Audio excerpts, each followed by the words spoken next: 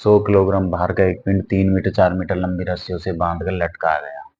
100 kilogram भार का पिंड एक 3 मीटर 4 मीटर लंबी रस्सियों से बांधकर लटकाया गया। ठीक है।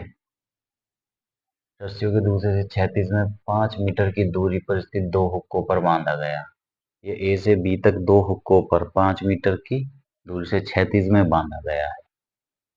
रस्सियों में तनाव ज्ञात करो। ठीक है। तो त्रिभुज का ये देखो, एक तो ये त्रिभुज समकोण त्रिभुज है, तो ये 3 ये 4, तो इसका ये कर्ण 5 हो गए। अगर ये लंब है तो ये कर्ण है, तो ये आधार हो गए। ठीक है। अब इसके कोण देखो। ठीक है। तो T1 ये समकोण त्रिभुज हो गया, तो ये 90 डिग्री। और उसी प्रकार ये इधर से एक डाला तो ये 90 डिग्री 90 है, तो ये वाला भी 90 डिग्री हो गया। तो ये 90 90 180, ये 90 90 180। और ये सी वाला 360, भाई ये टोटल 360, 360 में से 90 90 प्लस थीटा। भाई 90 90 प्लस थीटा ये घटा दिया तो 180 माइनस थीटा। ये हमारा सी का कोण हो गया बचा हुआ। इस पर डब्ल्यू बराबर 100 केजी बाहर है।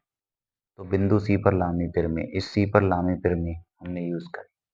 तो लामी पिरमी पहले T1 अपॉन T1 के सामने क्या है, ये 180 minus theta sine 180 minus theta. फिर T2 के सामने क्या है, थीटा प्लस 90 डिग्री, T2 बराबर साइन 90 प्लस थीटा। और W के सामने जो ये है तो साइन 90 डिग्री। तो T1 upon sine beta sine gamma sine alpha. तो T1 अपॉन साइन 180 का मान sine theta, T2 upon sine 90 plus theta का मान कॉस थीटा, और साइन 90 का मान 1 होता है। तो ये और W बराबर हमारा 100 किलोग्राम, तो 100 हो गया। ठीक है। अब ये वाला इसके बराबर रख दो, तो T1 बराबर 100 साइन थीटा। अब साइन थीटा का मतलब होता है लंब बटे कर्ण। लंब हमारा कितना है 4 और कर्ण होगा 5। तो 4/5 हम 100 गुणा 4/5, 5 से कटा 20 बार, 20 चौक 80 किलोग्राम, तो ये T1 हो गया। और T2 100 कॉस थीटा, ये T2/100 इसके बराबर दिया। तो कॉस थीटा बराबर आधार बटे कर्ण 3/5, तो 100 गुणा 3/5, 5 से कटा 20, 20 दिया 60।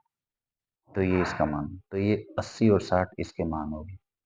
तो आप इसको नोट कर लीजिए, ये इसका आंसर हो गया। और ये इम्पोर्टेंट क्वेश्चन है और आप इसको नोट कर लीजिए। ठीक है।